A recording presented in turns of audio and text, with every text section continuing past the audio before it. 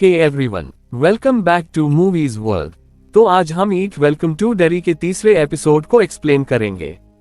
पिछले एपिसोड के लास्ट में हमने देखा था कि ऑफिसर शॉ को डिगीन साइट पे एक पुरानी कार मिली और लाशें।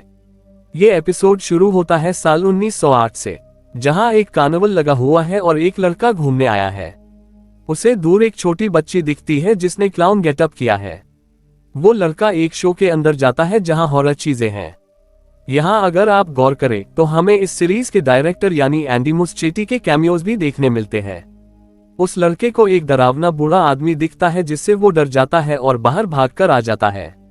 उसके डैड उसे मिलते हैं और अपने साथ ले जाते हैं। एक्चुअली दोस्तों, ये लड़का वो ऑफिसर शॉ ही होता है। फिर वो और उसके पिता रास्ते में जाते हैं। उसी वक्त गाड़ी बंद हो जाती है। शॉ पानी लाने जाता है पर उसके पास पैसे कम है क्योंकि सारे मेले में खर्च हो गए।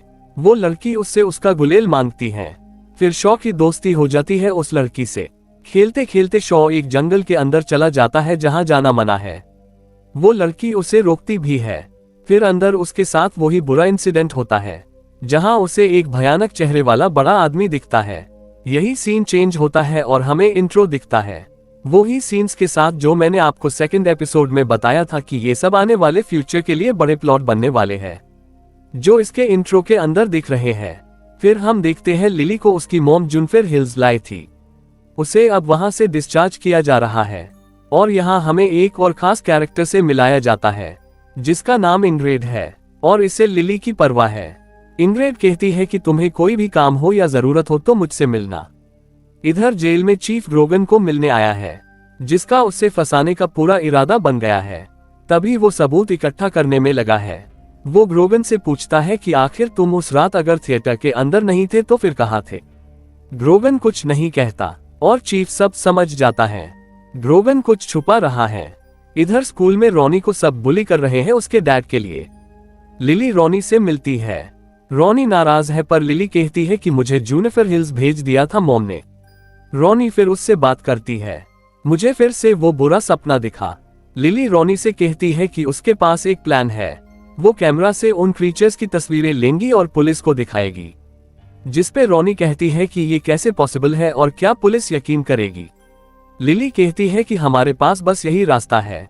इधर शॉ वो फोटोज देख रहा है जो उन्हें कार मिली थी। कर्नल बताता है कि ये 1935 की कार है, ब्रैडली गैंग के उस मैसेकेर्स के टाइम की। शॉ कहता कि इतना सब कुछ करने के बाद भी हम टारगेट से उतने ही दूर है। फिर इधर मेजर हिलोरेन और उसका दोस्त डिक हैनलन के साथ एक मिशन पर जाते हैं जो शॉ ने भेजा है। शॉ हैनलन को कुछ देता है, उसमें वही गुलेल होती है। फिर हैनलन थोड़ा अजीब बिहेव करने लगता है, कोई विजन्स देखता है। फिर दोस्तों हमें यहाँ आखिर पेनीवाइज क्लाउन का वो बॉक्स दिख जाता है जिसके अंदर पेनीवाइज रहता है। हैनलन उसे देखकर काफी डर जाता है। अंदर से आवाज आती है कि कौन हो तुम। फिर हैनलन को उसकी दादी दिखती है जो उससे कहती है कि उसकी नजर अब तुम पर पड़ चुकी है और भागो क्योंकि अब वो तुम लोगों के पीछे आएगा। हैनलन घबरा कर वहां से भागता है पर हम देखते हैं कि वो असल में एरोप्लेन का दरवाजा खोल रहा है घबराहट में। तभी उसी वक्त मेजर आकर उसे रोक लेता है, बचा लेता है। हैनलन इधर शॉ से उस बारे में बताता है। वो कहता है कि वो चीज जो भी थी उसे हम लोगों को नहीं देखना चाहिए था सर। अब वो हमारे पीछे आएगा और मुझे लगता है हम जो ढूंढ रहे हैं उसे अब रोक देना चाहिए। पर शॉ उसे कहता है कि तुम घबराओ मत और थोड़ा आराम करो। इधर लिली और रॉनी रिची और विल से मिलते हैं।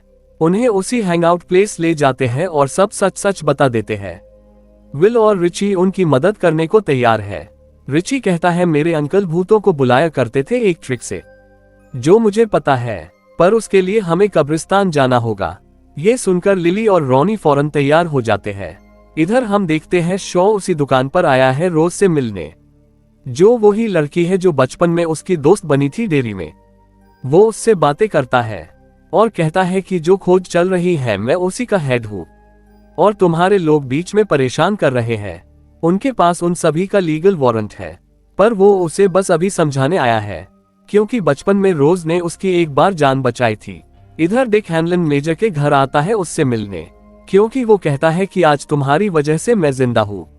वो फैमिली से मिलता है, बातें होती है। फिर मेजर उससे उस चीज के बारे में पूछता है पर हैनलन थोड़ी इधर उधर की बातें करके उसे टाल देता है। वो कहता है कि यहाँ डेरी में कुछ ऐसे राज है जिससे तुम्हें और तुम्हारी फैमिली को उनसे दूर रहने चाहिए। फिर इधर आगे हम देखते हैं कि लिली, रॉनी, रिची और विल एक कब्रिस्तान आए हैं वही सब करने, जिससे वो आत्माएं आए और लिली उनकी तस्वीरें निकाले। यकीन नहीं होता, लड़की खूबसूरत तो काफी ज्यादा है और क्यूट भी है, पर शायद थोड़ी अकल कम है, क्योंकि इस भोली भाली लड़की को लगता है कि वो आत्माओं की तस्वीरें निकालेगी और पुलिस को सबूत दिखाएगी। पर खैर, आगे हम देखते हैं रिची का प्लान कुछ काम नहीं कर रहा। वो बस उन्हें अपनी बड़ी बड़ी बातों में उलझा रहा था, जिसे देखकर लिली और रॉनी को काफी गुस्सा आता है। वो कहते हैं कि तुमने हमें आधी रात को बस अपनी इन बकवास बातों के चलते इस कब्रिस्तान में ला लिया। वो वहां से जाने लगते हैं कि तभी वहां लिली फिर से बुरा इंसिडेंट फील करती है और साथ ही वो तीनों भी। वो आत्माएं वहां आ जाती है और लिली सबकी तस्वीरें लेना शुरू करती है। जैसे तैसे करके वो चारों बच जाते हैं और भागकर सीधा स्कूल आते हैं, क्योंकि उन्हें वो तस्वीरें देखनी है। फिर वो सारी तस्वीरें देखते हैं और सब में वो अलग अलग आत्माएं नजर आती है, जिसे देख लिली और रॉनी खुश हो जाते हैं। पर फिर आखिर में एक तस्वीर पर उनकी नजर पड़ती है, जिसे देखकर विल कहता है कि ये मैंने तब खींची थी जब मैं उस जगह अकेला रह गया था। फिर उन चारों की नजर उस आखिरी तस्वीर पर पड़ती है, जिसके साफ होने पर उन्हें एक क्लाउन यानी जोकर दिखता है, जिसे देखकर वो डर जाते हैं।